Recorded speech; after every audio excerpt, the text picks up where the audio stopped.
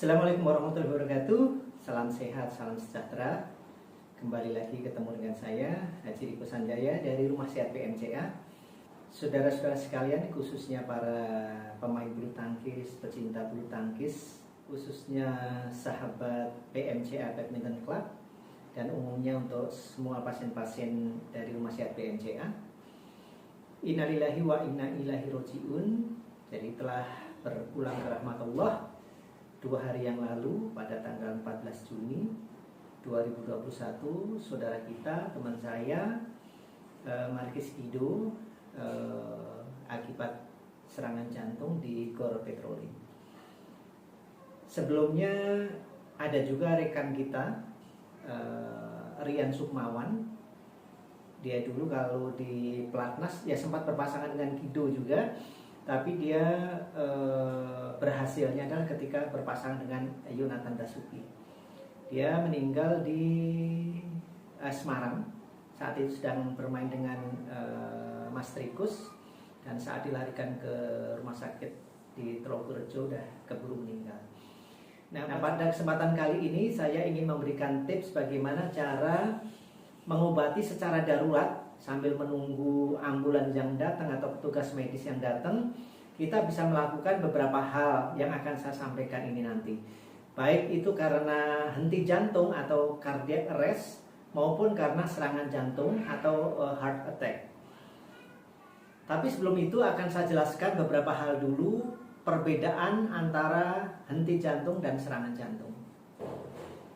Jadi ada perbedaan tapi juga ada persamaannya. Persamaannya ya sama-sama fatalnya. Serangan jantungnya fatal, bahaya.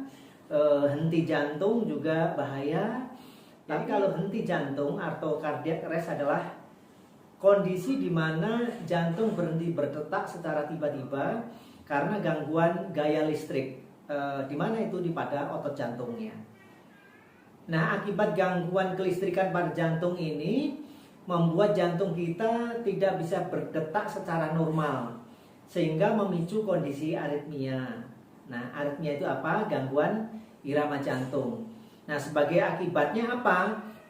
Distribusi darah ke seluruh tubuh menjadi terganggu. Nah, kematian bisa terjadi dalam hitungan menit karena organ vital kita, terutama otak, tidak menerima suplai darah yang cukup. Padahal di darah kan ada oksigen, ada gizi, kemudian ada air, macam-macam lah, terutama ini oksigen ya. Lantas apa serangan jantung? Nah, serangan jantung itu adalah kondisi di mana jantung tidak menerima oksigen dari aliran darah yang menuju ke jantung. Nah, penyebab serangan jantung itu apa? Ya banyak hal, tapi secara umum yang paling sering adalah karena adanya penyumbatan di pembuluh darah arteri. Jadi jantung mengalami kekurangan asupan darah yang mengandung oksigen. Nah, kondisi serangan jantung itu dapat terjadi dalam durasi hingga hitungan jam. Jadi berbeda dengan henti jantung. Kalau henti jantung begitu benar-benar berhenti, sudah tidak ada denyutnya, ya penanganannya memang harus dalam waktu yang sangat cepat dan sesingkat-singkatnya. Tapi kalau serangan jantung masih ada kesempatan kita untuk membawa ke rumah sakit sehingga mendapatkan perawatan yang tepat, treatment yang tepat, sehingga nyawa si pasien bisa, insya Allah bisa tertolong. Nah, berbeda kan antara serangan jantung dan henti jantung. Nah, kalau serangan jantung ini denyut nadi masih ada, jantung masih berdetak. Tapi kalau henti jantung kan detaknya sudah tidak ada. Nah, gejala henti jantung yang wajib kita ketahui diantaranya adalah, yang paling sering adalah biasanya tubuh itu roboh. Entah robohnya ke depan, tergantung posisi sebelumnya. Kalau Kak Kido kan karena agak nunduk, jatuhnya ke depan. Nah, kemudian bisa langsung hilang kesadaran. Kemudian yang lain adalah denyut nadinya itu tidak ada, dan pernafasan bisa saja langsung tidak ada. Andaikan ada, dia lemah sekali. Nah, sebelum gejala di atas terjadi, biasanya pasien juga mengalami angina pectoris. bahasa bahasa kampungnya adalah nyeri dada kiri dan kadang itu tembus sampai belakang. Kemudian sesak napas. Kemudian juga palpitasi. Palpitasi itu jantungnya berdebar-debar ya, deg-degan lah gitu. Nah, kalau memang Anda saat ini, baik pada saat bermain bulu tangkis atau saat berolahraga yang lain atau saat tidak melakukan apapun, mengalami hal-hal itu, segera konsultasi ke dokter Anda, ke rumah sakit terdekat, atau mungkin kalau yang dekat dengan rumah sehat BMCA bisa ke rumah sehat BMCA, nanti bisa ketemu dengan saya untuk segera mendapatkan pertolongan agar nanti tidak terjadi koroner, baik itu karena plak kolesterol maupun karena kalsiumnya. Jadi kalau dari sekarang sudah bisa teratasi, ya insya Allah kedepannya akan menjadi lebih baik. Lantas apa ciri-ciri daripada serangan jantung? Serangan jantung kan lebih sering dipicu karena penyumbatan tadi ya. Jadi sama seperti henti jantung tadi, biasanya juga ada rasa nyeri dada kiri tembus belakang gitu ya. Kemudian kelelahan yang luar biasa. Nah, ingat ada keringat dinginnya. Nah, walaupun keringat dingin ini bisa karena gastritisnya, bisa karena faktor-faktor yang lain, bisa faktor psikosomatisnya, tetapi biasanya kalau udah sesak napas, mudah capek, walaupun anemia juga kan menyebabkan mudah capek, tetapi berbeda dengan jantung karena akan disertai dengan ngos-ngosan. Kemudian dada kiri ini kalau ditekan ya terasa nyeri, atau kalau misalnya tarik napas dalam-dalam kemudian tahan, nah setelah dilepas ternyata ada rasa pusing, ada rasa geliang kayak mau jatuh. Nah itu patut dicurigai adanya koroner atau penyumbatan.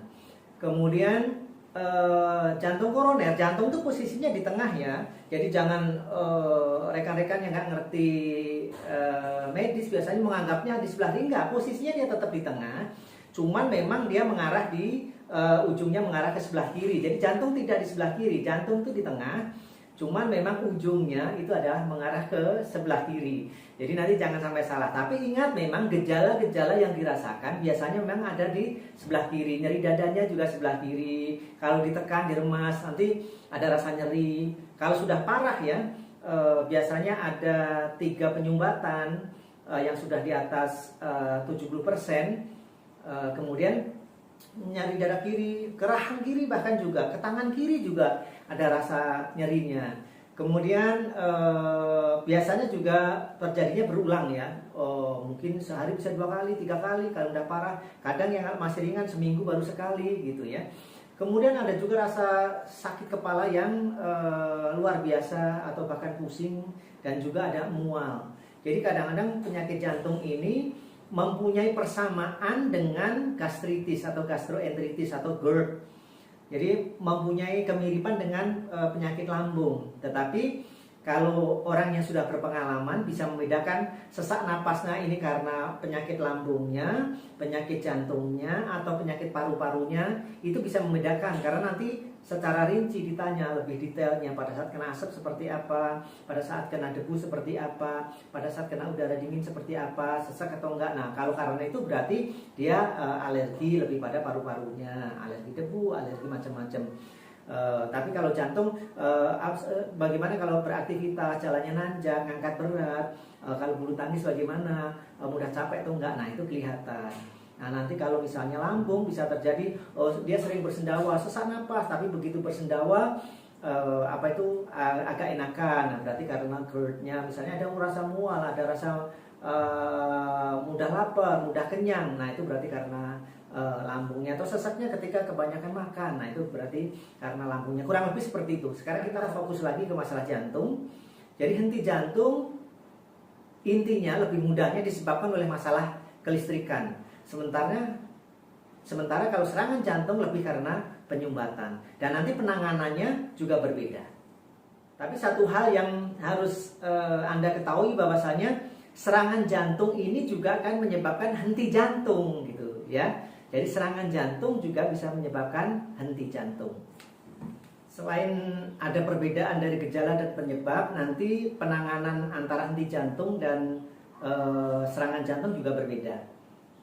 Pada henti jantung, ahli medis pasti menggunakan CPR. Apa itu CPR? CPR itu singkatan dari Cardiopulmonary Resuscitation. Nah, tujuan daripada CPR ini adalah untuk menjaga darah yang mengandung oksigen agar tetap mengalir ke otak dan organ vital lainnya. Jadi kalau darah sampai sudah tidak mengalir ya akan berbahaya. Nah, di dalam darah itu kan ada eritrosit, kemudian leukosit dan juga trombosit. Nah, mereka masing-masing mempunyai manfaat yang berbeda. Jadi darah itu sangat penting, makanya harus dijaga supaya darah ini tetap mengalir, terutama kemana? Ke organ-organ yang vital, otak salah satunya. Nah, sekarang kita menuju pada cara penanganan orang yang kena serangan jantung dulu. Nah, ini adalah penanganan pada saat yang terjadi di lapangan misalnya gitu ya. Karena saya pernah di Surabaya lagi main bulu tangkis, kita tahu bahwasanya itu teman saya itu, saya lupa namanya, Sugeng atau siapa, punya darah tinggi, kemudian juga kolesterolnya selalu tinggi di atas 400, trigliseridnya 200-an. Jadi laju endap darahnya bahkan sampai 70. Tapi kalau kita larang supaya jangan makan makanan yang mengandung kolesterol tinggi, alah, hidup nanti juga yang menentukan Allah. Ya, seharusnya tidak seperti itu. Betul, umur kita yang menentukan Allah, tapi manajemennya diserahkan sama kita. Nah, kalau mati cepat ya banyak caranya.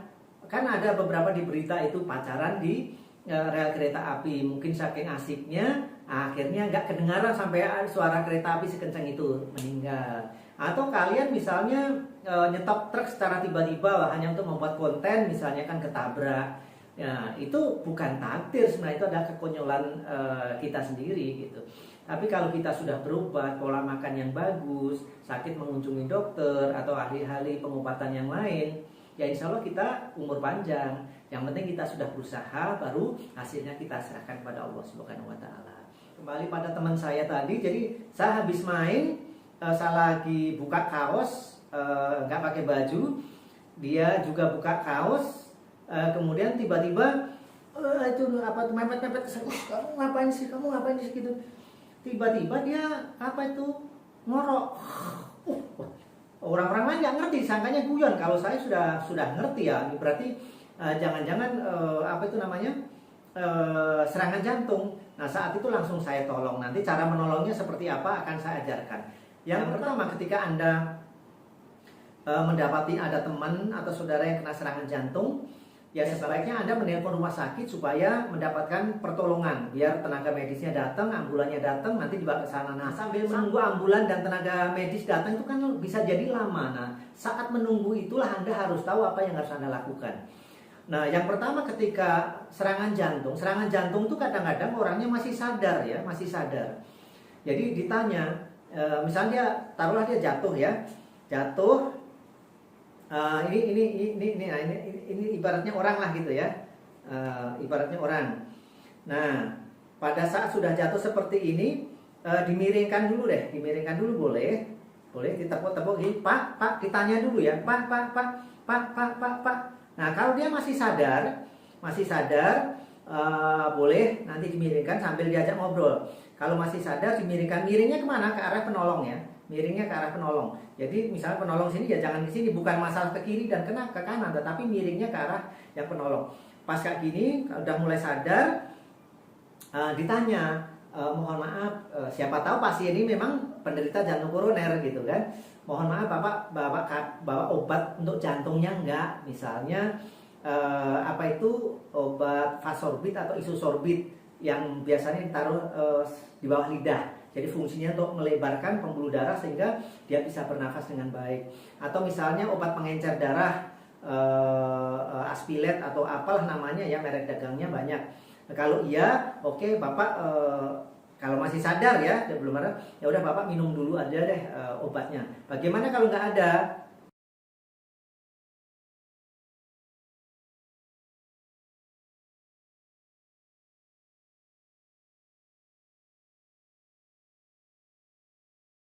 Nah, habis minum obat boleh dikasih air hangat, air manis gitu ya. Jadi biar tenaganya ada. Nah, bagaimana kalau setelah ditepuk-tepuk, dipanggil-panggil telinganya ya Pak, Pak, Pak, Pak, Pak, Pak, Pak, atau Dek, Dek, Dek, adikku yang cantik misalnya gitu ya. Nggak ada respon, baru apa itu kita lihat denyut nadinya. Denyut nadinya bisa lihat di tangan ya, di tangan, atau bisa juga di lehernya. Coba dirasa-rasa. Bagi orang yang sudah pengalaman memang mudah, tapi bagi Anda yang tidak pengalaman mungkin tidak tahu. Nah, ketika sudah tidak ada juga, nah ini harus ada tindakan yang lain. Nah, jika denyut nadinya tidak ada, coba hembusan nafasnya. Biasanya kita boleh di sebelah pipi deketin ke hidungnya. Nah, jika hembusan nafasnya masih ada, kemudian dia ngorok, itu lidahnya ditarik aja, dibuka, kemudian ditarik, kemudian miringkan ke sebelah kiri, miringnya ke orang yang menolong. Nah, kalau misalnya hembusan nafasnya sudah tidak ada dan denyut nadinya semakin melemah atau hembusan nafasnya makin melemah, nah itu yang wajib kita kasih CPR, cardiopulmonary resuscitation. Jadi dengan cara seperti apa? Nah, tangannya bukan yang kanan atau kiri, tapi tangan yang kuat yang mana? Kan ada yang kidal ya. Misalnya si Rito Kebot ya, Rito Regowo kan kidal. Jadi bisa saja dia menggunakan tangan. Nah, tangan kirinya, tangan kanan yang kuat. Nah, tangan gini dikunci, kasih di dada bagian tengah. Nah, bagian tengah sekuat-kuatnya. Sampai dia tersadar ya, diulang. Jadi lokasinya di mana? Karena jantung tuh letaknya di tengah. Lokasinya itu ya ini kan ada ceruk di sini ya. Ya di sini. Lantas di mana titiknya? Sejajar dengan puting. Kalau laki-laki sejajar dengan puting. Nah, di sini, puting ke sini. Nah, kalau perempuan sejajar dengan payudara yang paling bawah. Nah, di tengah-tengah sini. Nah, wah kalau denger kayak gitu si Rifki mah cepet banget pengen nolongnya ya. Di tengah-tengah sini. Nah, kasih seperti itu ya, itu CPR-nya. Nah, kalau setelah kita tekan tetap nggak sadar, kita harus memberi napas bantuan ya. Jadi hidungnya dipencet, harus ditiup. Seperti itu. Terus diulang sambil panggil namanya. Nah, siapa tahu roh rohmaninya udah pergi, roh rabbaninya sudah pergi. Tapi siapa tahu roh idofi itu letaknya di jantung. Nah, ini masih ada. Jadi kita panggil Susan, Anggi, Dela, Ica misalnya gitu ya. Siapa tahu nanti dia masih merespon dan tiba-tiba di dalam alam sananya bisa saja seolah-olah dia ada manggil-manggil sehingga dia kembali sadar. Nah, ini bukan ilmu medis ya, tetapi ini adalah fakta yang sering saya temui di lapangan. Oleh karena itu, bagi Anda yang main bulu tangkis, khususnya yang punya gor, Anda harus punya alat, minimalnya adalah oksigen atau oksigen oksigen yang dalam kaleng kecil ya. Jadi nanti bisa dimasukkan ke sini ke hidungnya biar dia bisa bernapas dengan cepat. Nah, itu kalau untuk jantung koronernya ya, atau untuk yang henti jantung yang masih agak bagus. Nah, kalau untuk mengatasi henti jantung memang di dunia medis ada namanya AED. AED itu Automated External Defibrillation. Jadi dia suatu alat yang digunakan untuk memandu kita cara menyembuhkan henti jantung, bukan menyembuhkan lah, cara untuk menangani penyakit henti jantung. Jadi nanti di situ ada suara, tolong mundur dulu, lakukan pernafasan gini, macam-macam. Jadi kita dituntun itu. Memang alatnya mahal sih, antara 25 juta sampai 30 juta. Tetapi kalau di rumah sehat BMCA, di lapangan rumah sehat BMCA minimalnya ada. Jadi untuk membantu masalah kelistrikan bisa dengan yang sederhana. Ini selalu saya sediakan di lapangan juga nih ya. Jadi kalau yang main di BMCA aman ya mudah-mudahan tidak terjadi, tapi setidak-tidaknya toolkits kita, alat bantu medisin kita selalu ada. Misalnya kita taruh sini ini, lihat nih nanti. Nah ini kan, setidak-tidaknya ini memberikan kejutan pada apa itu, pada listrik ya, pada ini. Walaupun nanti lokasinya adalah di apa itu, di titik jantungnya ya. Nah, bagi saya hal yang sudah terbiasa nanganin, tapi mungkin bagi kalian enggak. Atau kalau AED itu mahal karena puluhan juta, atau minimalnya punya yang seperti ini. Jadi ini kita taruh di dada kiri, dada kanan, kemudian ininya di fullkan. Jadi Pak bisa kaget. Nah, siapa tahu bisa membantu. Nah, sekali lagi Anda yang punya GOR ya, saya sarankan sekali, atau setidak-tidaknya Anda sebagai pemain yang berlangganan di situ, main bulu tangkis di situ, sebagusnya menyarankan kepada pemilik GOR alat-alat perlengkapan yang sederhana. Salah satunya adalah oksigen tadi. Apa itu, tabung oksigen, maksud saya tabung oksigen. Kemudian ya ini alat terapi listrik yang sederhana. Kalau enggak nanti bisa beli di BMCA. Kemudian ya ini juga boleh pulpen listrik ini. Siapa tahu ada yang mengalami serangan jantung, karena saya tidak sebut di GOR mana. Saya di Bekasi ini sudah ketemu dengan 3 orang. Nah, yang 3 orang itu akhirnya setelah dibawa ke rumah sakit meninggal. Bisa jadi itu adalah karena henti jantung.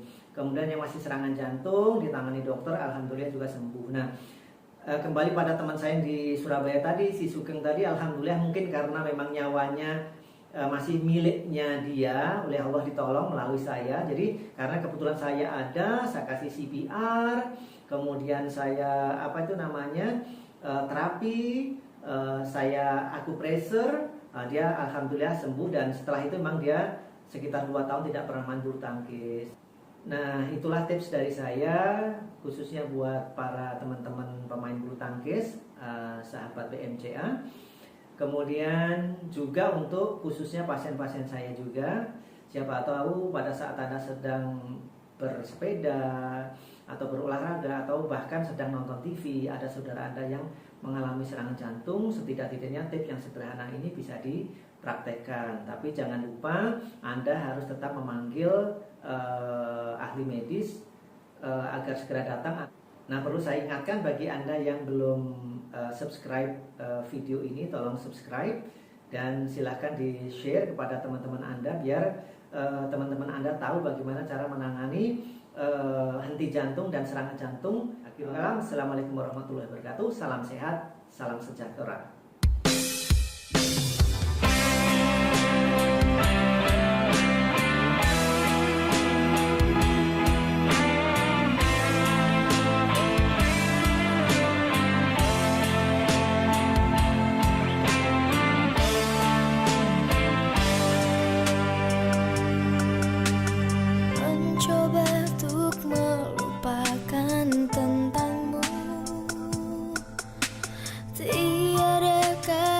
Cinta yang terucap untukmu.